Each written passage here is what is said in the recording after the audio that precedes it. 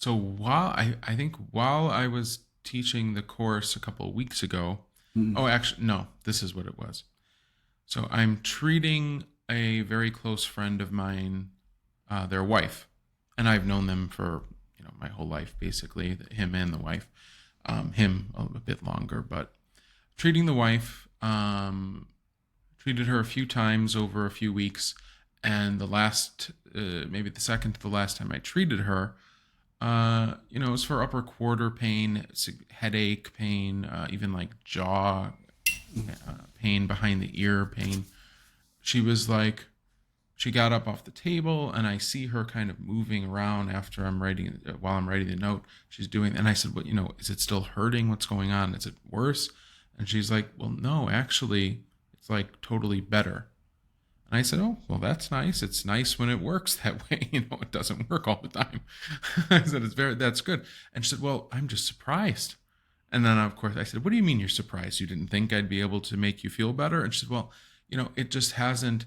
I've had this constant kind of pain for at least a couple months, and it's just totally better, and I haven't felt it better."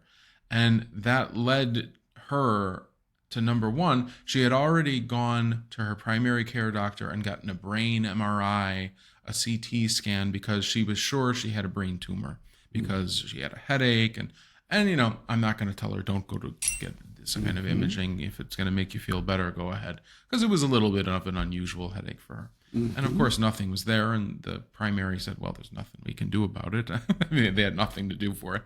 So then she inevitably called Dr. Bill up. And after a few treatments, it was a mechanical problem, at least mostly. And we seemingly resolved it. And she's been better. But that, at the end of that visit, when she said how much better she felt, she's like, so-and-so, my husband, I'm not going to say his name, really needs to come see you because his back has been killing him all year. And I said, "What?" I mean, this is a person that I text almost on a daily basis, just a constant conversation from high school. I mean, in my wedding, every day. I said, "What do you mean he's had back pain?"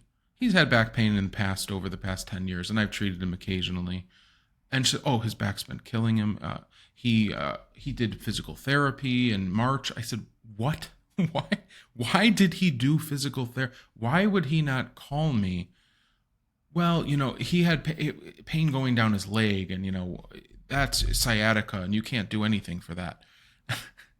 So it just occurred to me, so then I said, "Okay, well, I can do something for it." I called him that night, and I mean, she said, "I'm going to tell him to give you a call."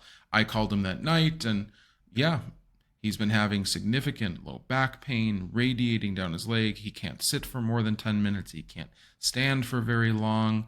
He went for physical therapy for 6 weeks in the spring, and it really didn't do anything.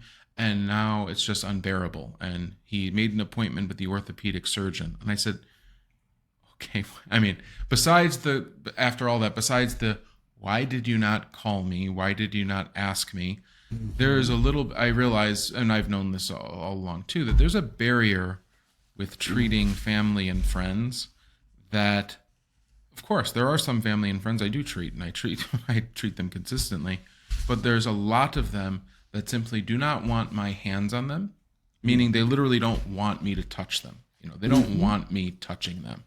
I'm, their nephew. They don't want their nephew touching them. Or my friend's wife doesn't want me touching them. And it's understandable. And he's not necessarily like that, but he just thought, no, he takes care of low back pain. I have sciatica. I have a real injury here. And I need to go to the the real doctor, the surgeon. So at that point, I was teaching a seminar that weekend. So he saw me the following week, and he had already gone to the orthopedist and he called me actually while I was out of town, and they took an MRI, and he sent me the MRI report, which there were significant things on there. I mean, there was, some pressure on the thecal sac, some effacement of nerve roots, significant things. But in one sense, I was happy to hear the surgeon told him, absolutely, you're not any type of a category of any kind of a surgical procedure. You're not even a category for any type of injection. The surgeon told him, I could inject you, but it most likely won't do anything, and I wouldn't even know where to inject you. You'd basically point to where it hurts, and I'd stick a needle in. If you want me to do it, I could maybe do it for you. And then he told him, the most I can do is offer you PT, so you can go to PT. And my friend left. And so then the friend calls me and explains this to me. And I said, well, it's a good sign that the orthopedist didn't want to do a surgery on you. But from my friend's perspective, it was, I've already done PT and it didn't work. Now what? Now what am I going to do? And he was somewhat distraught and afraid because the surgeon also told him, I don't know why you're having this pain. I don't know why you're having these symptoms. So for my friend, it was, the first thing was, don't call Dr. Bill because, this is a serious problem I have. And even my own personal friends don't understand that I can treat these things, which is scary to me. But then the orthopedist looks at pressure on the thecal sac, severe effacement of nerve roots, a significant arthritic change of the disc desiccation, and tells the patient he has no conception of why he's having these symptoms. I thought, and I told my friend, I said, I can see why you're having symptoms. It's understandable. But the fact, and then, my friend had gone to an Athletico for PT, and he sent me the 10 pages of exercises that they had him doing. And, it's the standard protocol garbage. I told my friend, well, it is. It was nothing more. There was nothing specific about it. It was mostly flexion-based stretches of hamstrings and the low back with rotation. Are you going to keep that in? Yes. Yeah. I don't really think I care. They'll have to answer. Yeah. Oh, I've said a lot worse publicly. I told him, which I may have said before, that, you're telling me that PT didn't work for you because you tried it for 6 weeks at Athletico and it didn't work. And what I'm hearing is cheeseburgers are not good because you went to McDonald's once and it was not a good cheeseburger. The obvious point is there's a quality to PT, just like there's a quality to a chiropractor. And just because you go to one and don't get a result doesn't mean you can't get a result. Mm-hmm. So, having seen him now twice, I did not perform any miracles, but he has no radiation of symptom, all very localized. He has no neurologic symptoms at all. I basically put him on an elimination diet of, you are not to do any of these other stretches or exercises or anything. We are just going to try what I'm going to do, and we'll see if we can make progress. And we are making progress, and we'll see. That's great. But it was twofold interesting to me how even my close personal friends don't exactly understand what I do or what I'm capable of doing. And the orthopedist couldn't come up with a reason why my friend's having, sciatic pain or these painful symptoms looking at this imaging, and had nothing to tell him other than, go back to Athletico for another 6 weeks. So it's strange that it has become the domain of the medical doctor to tell you that he has no idea what's wrong with you, even though you're there with a whole bunch of symptoms that have to be assigned to some system in the body. You have done a review of systems, have you not?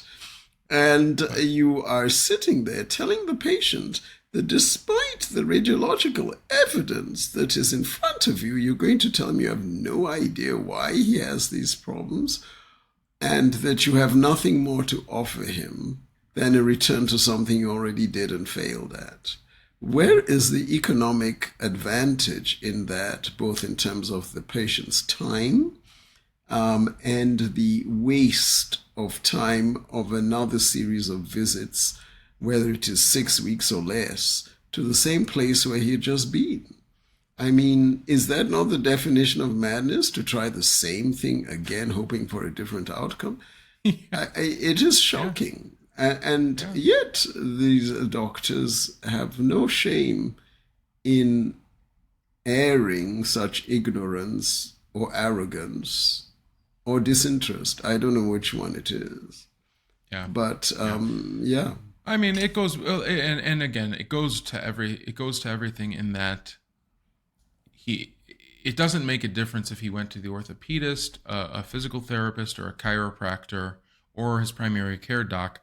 Obviously, there is a certain quality of doctor in any of those fields, and unfortunately, you're not going to get. There is just not a lot of good quality doctors. So to be able, the surgeon, for example, he's basically just looking to tell whether or not he should do surgery. That's all he is there to do, and for at least from his perspective. The patients don't understand that. They think he's a doctor who deals with pain and back pain, and he will know how to treat my low back. And in one sense, he doesn't. He knows how to treat things that require a surgical technique.